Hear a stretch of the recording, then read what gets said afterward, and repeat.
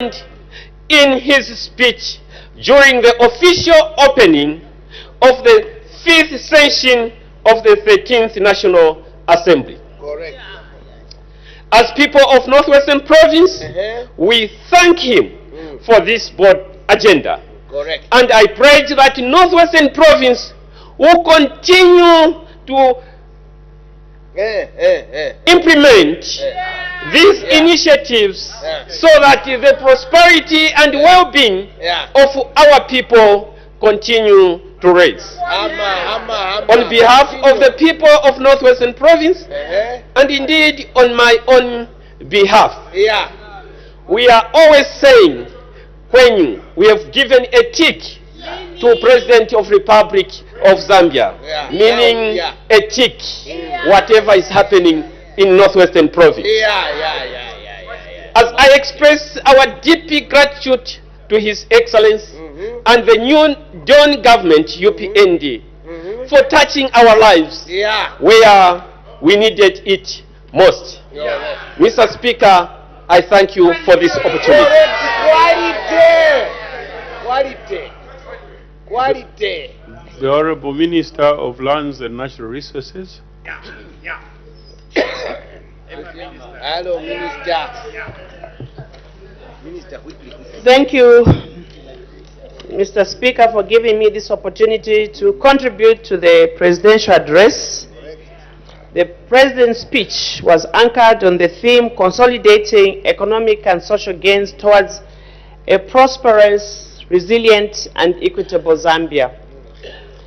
Mr. Speaker, this is a multifaceted theme that significantly intersects land administration and the management of natural resources. These two areas are critical for national development as they directly impact economic development in all sectors, particularly agriculture, mining, tourism, housing, and sustainable development. Mr. Speaker, proper land administration is fundamental to realizing our national development goals because land is not just a physical space, it is a key economic asset and a source of livelihoods. And to this effect, Mr. Speaker, I would just like to digress a bit from the presidential speech by just adding views as a Ministry of Lands, in that management of land is cardinal to economic development, and therefore it is important that people begin to understand the importance, first of all, of owning land, but owning land that is legal.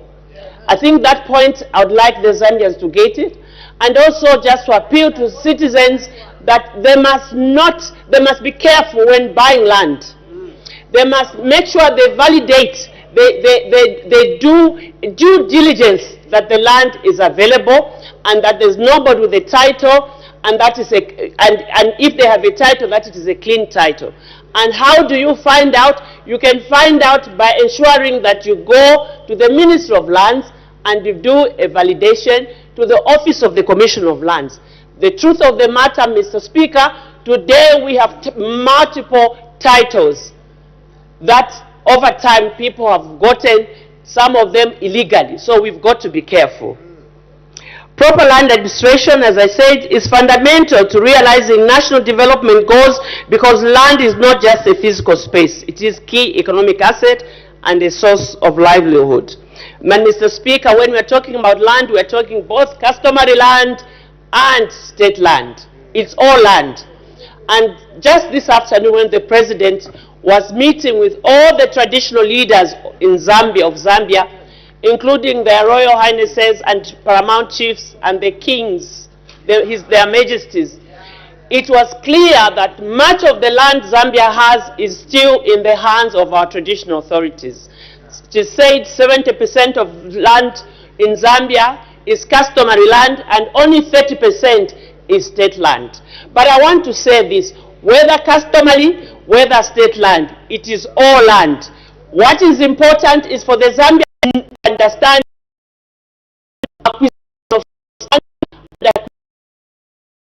has rules. Please take time to go to your local authorities and understand the rules. The rules of getting land. You get land, if it's state land, through councils. And councils recommend to Ministry of Lands for title issuance. But the actual process of acquiring state land, you start with your local authorities. Because all local authorities in Zambia have been nominated or have been designated as agents for the Ministry of Lands. So, it means all local authorities in Zambia are as good as the Ministry of Lands itself. So, one of the issues also that I would like to put out to the local authorities, those good years, land was being advertised. But now, there is a tendency of not properly advertising. It is important that local authority follows the statutory instrument of 1985, which tells them the rules of how they manage land at that level. When we come to traditional land, please, nimveleni, mvelani. Traditional, meaning, listen, traditional land, you need a consent, not from the headman, but from the chief. I hope you are getting me. Or chieftainess. Now, there are those areas where they have a paramount chief. Again, you need the consent of that paramount chief. It is important. If you use shortcuts, I'm sure you are following what's happening in our courts. Even if you build a mansion, 6-bedroom house, you will lose it. You will lose it in a court of law. I don't know whether you've been following. People have been losing houses. Not just demolishing. You lose an entire house because that plot was given to you erroneously. I also want to tell people that after 13 years has passed, you can't go to court to claim for your land. So you better do it as quickly as possible. When somebody encroaches on your piece of land, so you take up the matter to the courts of law. And the courts of law are two. There's the tribunal, which is the lands tribunal. It is as good as a court. There's also the ordinary, the usual courts, the high court, and so on and so forth. So, I know that people are afraid of going to courts because courts are expensive. Lands tribunal is as good as a court, they're not expensive. So don't sit on your rights. There's a tendency for town boys and girls to go in rural areas and displace villagers. Stop that trend of displacing Zambians. It is a bad trend. Simply because you have a lot of money, you can go to Nkana, Chief Nkana or Chief whatever, and you go and pay a headman 10,000 kwacha, or you give him a second-hand Corolla, and the man thinks he has arrived, and he gives you land, and you think that you get that land. You are wasting your time. So, please take note. The land is there. There's no need to do illegalities. Just go to the council, apply, and you'll be given the piece of land. Mr. Speaker, the President in his speech highlighted the economic gains which have been made in various sectors. Of course, the gains are as a result of initiatives that we are putting in place and demonstrating that an efficient and transparent land administration system can indeed unlock economic potential. On page 17, His Excellency was talking about geophysical mapping. I want to add to that, in that the Ministry of Lands, with the support of the European Union, is plotting a national land audit countrywide. And to this effect, 3 districts have also far been conducted, and these pilot land audits have been conducted, and these are in Nasanga farm block of Serenje, Chibombo, and Rufusa districts. And the reports for Serenje and Chibombo have so far been produced. We will cover the whole country with time, Mr. Speaker. The results of the audit will establish the tenure system between state and customary. The President further highlights increased private sector participation in agriculture and increased access to loans, increased yields in cash crops, making Zambia self-sustaining in food security. These outcomes are not accidental, Mr. Speaker. Clearly, we have a president with direction, a cabinet with direction, and of course, with our management in direction. And therefore, all we are doing as a country, working together with your parliament, is we are yielding desired results. Mr. Speaker, security of tenure for agricultural land is a cornerstone for sustainable development, food security and poverty reduction.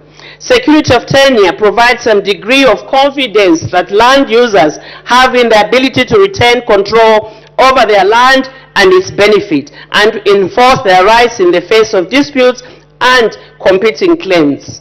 To this effect, government is calling upon the Royal Highnesses to make available land for agriculture and indeed other sector needs. This can lead to increased productivity, job creation, and poverty reduction. As you have seen in this bumper, this year's 2024-2025, because a lot of land was made available by our traditional leaders to communities, we have seen a bumper harvest in Zambia. And so therefore, we are also still appealing for further allocation of land. And in this regard, Mr. Speaker, let me also appeal to our chiefs to remember the women, to remember the youths, and those who are differently abled from ourselves, that everybody needs land. And also to the local authorities, every time you are giving out land, remember at least a 10% for the differently abled persons, and of course 50-50 women, youths, women and men and the youths. Let us make sure that we give everybody some piece of land. The President in his speech said, Mr. Speaker, and I quote, ensure that every Zambian must own a piece of land. That is the directive, so we must start moving towards ensuring that every citizen who is above 18 must own land in the various communities. Mr. Speaker, in my conclusion, seeing time is jealousy, I want to speak that globalization has made the world much smaller and improved the way business is done. The digital revolution is offering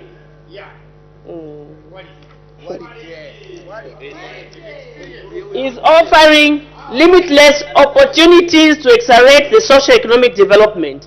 Digitization of the land management system will enhance delivery of services and reduce human interaction. I'm sure you all know that currently the Ministry of Lands has 71 online services on the government service bus. You don't have to come to Ministry of Lands. Some of you complain about lifts and the building Honorable is Minister, congested. All I'm saying, conclude? I'm concluding, Mr. Speaker. Thank you. All I'm saying is that all you need to do now, just sit on your phone, if it's a smartphone, on your laptop, and you can deal with us. You don't have to come and see us. Just work from anywhere. Wherever you are, even in the bush, you can get us online.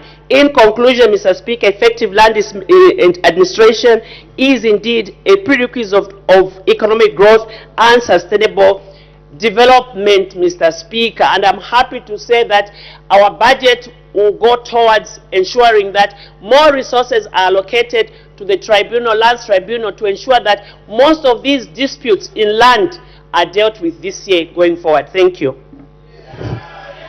Thank you. Thank you. Thank you. Thank you very much, Honorable Minister. The last person to debate is the Government Chief Whip, as we are aware that the last 2 days have been dedicated to ministers to respond. So, the Government Chief Whip.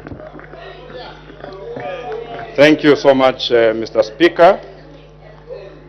And let me start by appreciating the State of the Nation address by His Excellency the President. But also, Mr. Speaker, let me base my debate on page 4, and I want to read. Over the last 4 years, we have made positive strides in our economic and social transformation agenda. We have restored economic growth. We have regained market confidence. We have restored the rule of law. Our efforts are certainly yielding the desired results. Certainly, more remains to be done. Mr. Speaker, the theme is on point, but first of all, let us all understand where we are coming from. Where are we coming from? Why are we restoring the economy of this nation? Mr. Speaker, The problem started in 2011 when the PF took over this government.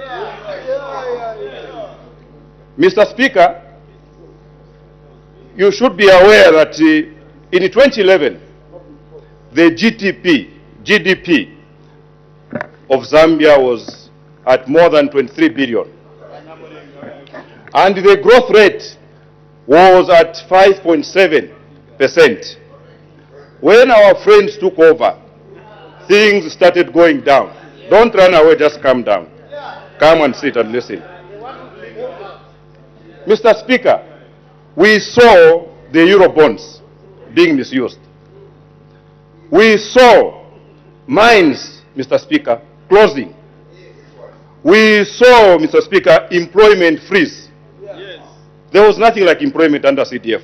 And at the time of exit, from 23.4 billion GDP, the PF exited with 18 billion. And the growth rate at negative 2.8%. There is a point of order. There is a point of order. State what has been breached and 71. What does 81 say? Facts, which is related to speech. Yes, I have the standing order. Can I state what I wanted to say? Since I've stated the standing order.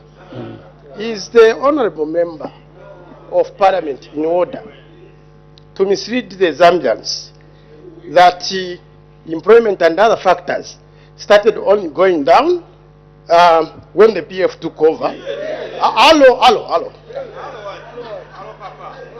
When we had privatization that sold 225 companies, that is when it's recorded in history that employment was widespread, unemployment was widespread.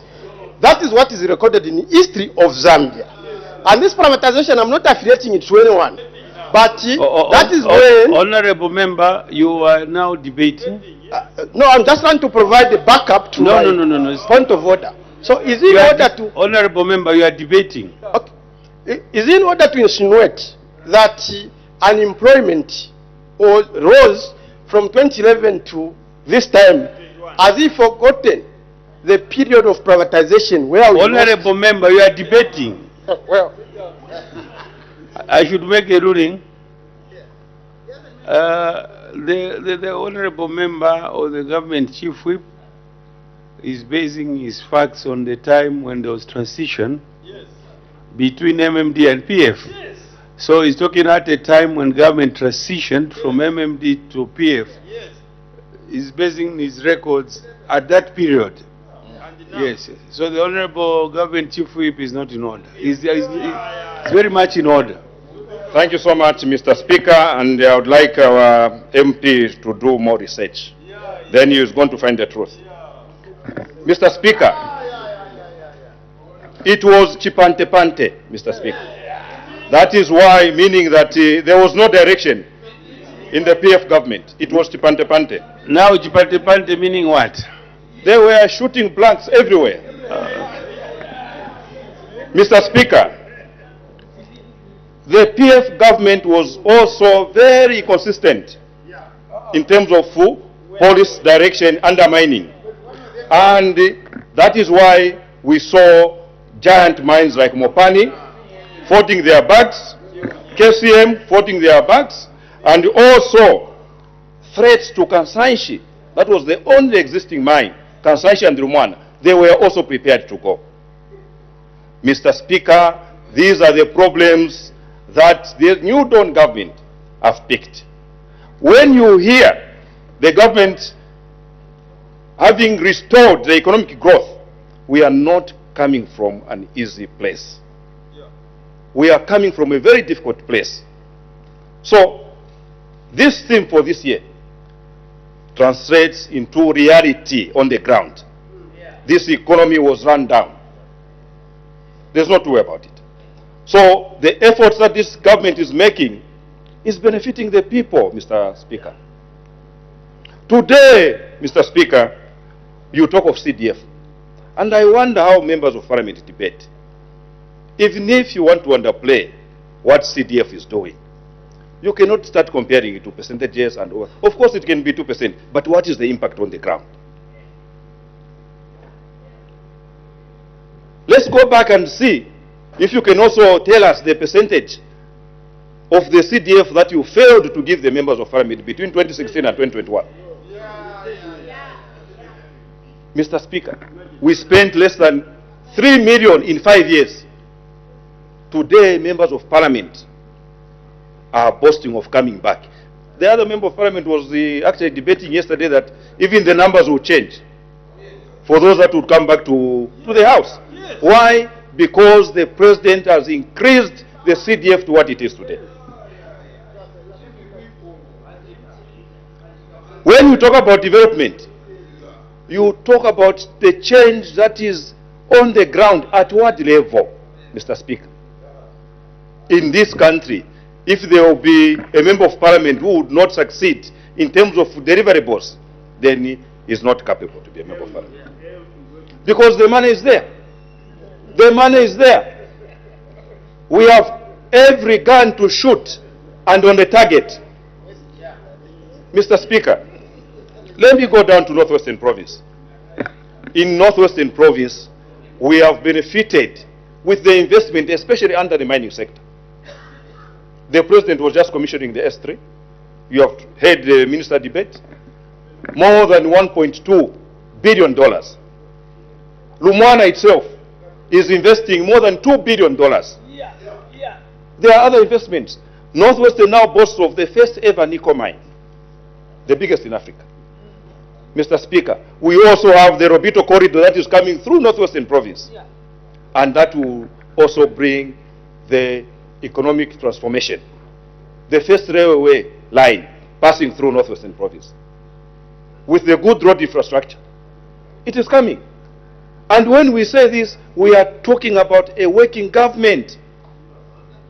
In my constituency, Sorwezi Central,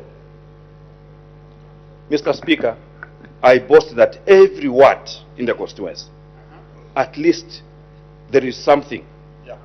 Not less than 5 projects. And people are appreciating. You go to Sandangombe ward, a ward that never saw development since independence. We have the first clinic, Mr. Speaker. Not only clinic.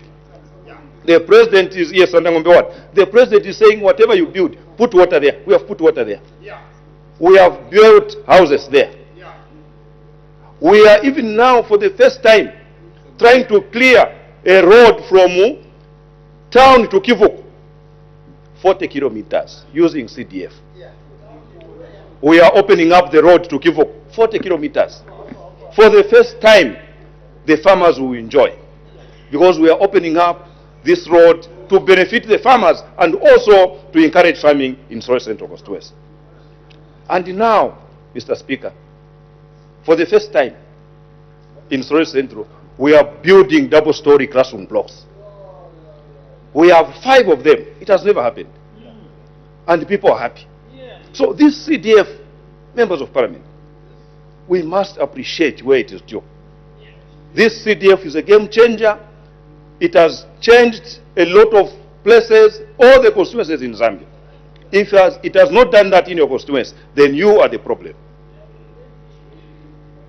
Mr. Speaker, the government has also given us a district hospital in Sorwezi. For the first time, you remember under PF, it was very impossible to develop where there had no support. They would come and not lie, but tell you lies. That vote for us, we shall put a clinic here. But this government is taking development everywhere. For the first time, Mr. Speaker, we have those World Bank schools that that the PF denied the people of Sorwezi. Today we have 2 in Sorwezi Central. In the province we have 21. Mr. Speaker, when you hear development, the people on the ground are feeling the impact of development. Mr. Speaker, as I wind up, let me also talk about corruption. corruption was very much alive under PF. Now, Zambia is improving. Zambia is improving. Mr. Speaker, the cases we have in court emanate from the previous regime. And that is why now things are happening. Corruption, over borrowing.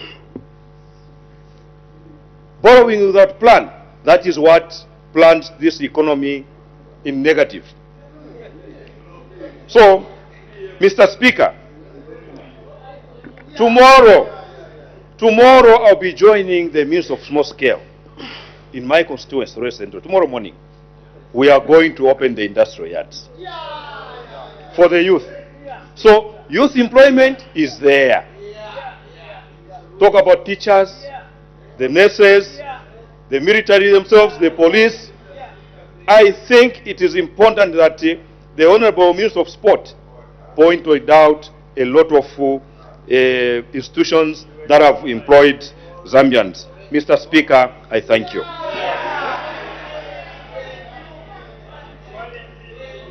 The acting leader of government business adjournment.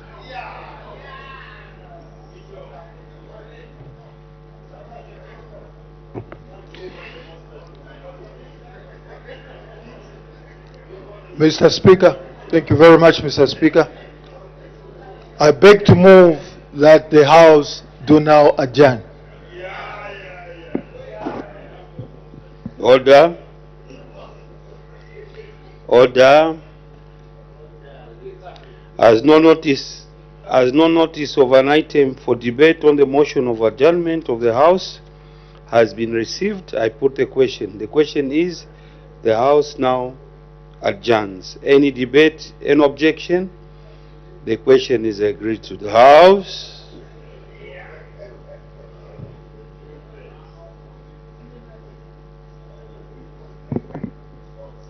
is now adjourned.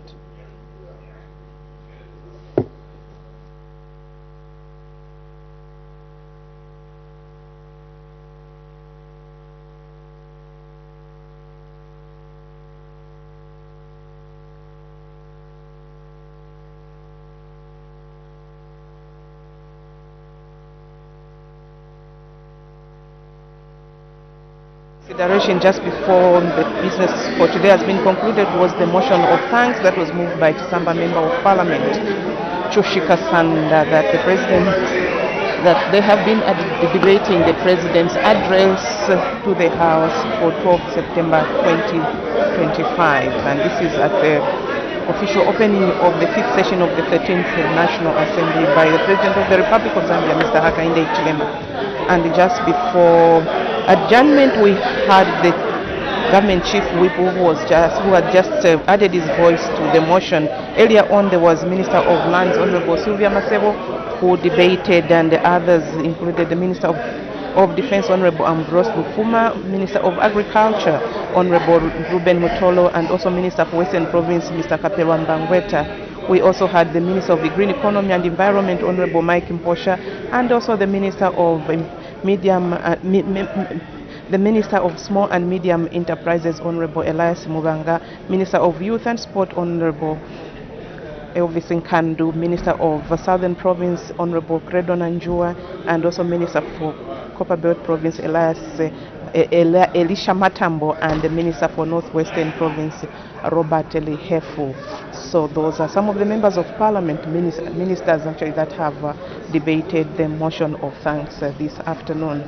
And earlier on, when business started at 14:30 hours, the Honorable Madam Speaker did make some announcements, and in these announcements she did recognize visitors from the parliaments of Namibia and Malawi. She also recognized in the galleries the teachers and the pupils from Chisamba Day Secondary School, and on behalf of the National Assembly, she welcomed the visitors to the institution. After that, the House went on to consider questions for oral answer under Standing Order number 80, and there were 4 questions that were considered this afternoon. And the first question which is question number 20, came from Pemba Member of Parliament, Mr. Lamek Hamwata, and he directed his question to the Minister of Justice. The first part of the question, he wanted to know when government will operationalize Kanchomba local court in Pemba district, and part B, what the cause of the delay in the operationalization of the court is. And in response to this question, the minister did indicate to the House that Hamaundu local court, which is also being referred to as Kanchomba court, has not been operational since April 2025 due to a dispute that arose between the traditional leaders and the local court staff. And part B of the question, what the cause of the delay is, the minister did indicate to the House that the office of the registrar has been engaged and that the House of Chiefs has also been engaged for possible resolution to ensure that Kanchomba Court is operational as soon as possible.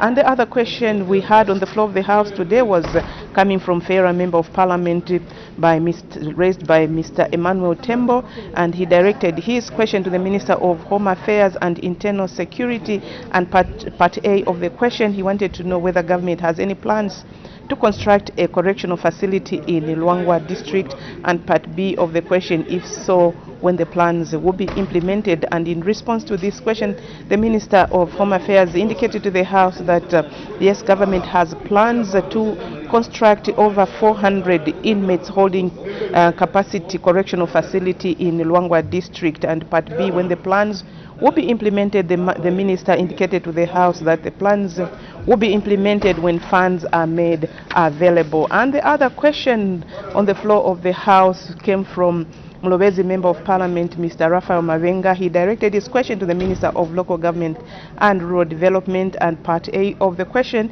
he wanted to know whether government has any plans to rehabilitate feeder roads in Mlobezi district. Part B, if so, when the plans will be implemented. And part C, when what the estimated cost is. And part D, where, if there are no plans, why. So the Minister of Local Government and Rural Development did inform the House that yes, plans are there to actually to rehabilitate feeder roads in Mlobezi district, and that these will be implemented once funds are made available. And part B, when this will be implemented, the minister indicated that the cost will be known once the condition assessment is done. And the other question that came up for consideration was question 23, coming from Gwembe Member of Parliament, Mr. Tyson Simuzingili, and this question was directed to the Minister of Transport and Logistics. And part A of the question, he wanted to know whether government has any plans to establish harbors on the shores of Lake Kariba in the following districts, and these are Siavonga, Gwembe, and Sinazongwe. And part B of the question, if so, when the plans will be implemented. Part C, the estimated cost of establishing each harbor, and if there are no such plans, why. And in response to this question, the Minister of Transport and Logistics informed the House that government has plans to establish harbors across the country, and this includes Siavonga, Gwembe, and Sinazongwe. And part B of the question, the minister did indicate to the House that construction for Siavonga, Gwembe, and Sinazongwe harbors are scheduled to commence in 2026. And he said that a consultant was engaged to undertake feasibility studies and prepared a detailed engineering design for the 3 harbors. He added that the consultant has since submitted the feasibility studies and preliminary designs, which have been approved. And he also did indicate to the House that the estimated cost of the 3 harbors are as follows: Siavonga, 40 million, Chipepo in Gwembe district, 18 million, and the Sinazongwe harbor, 34 million. So those are some of the answers for the questions that were considered on the floor this afternoon. And we also want to say we've come to the end of our live broadcast for today. We want to wish you a lovely evening as we say good night to all of you. Thank you very much for watching.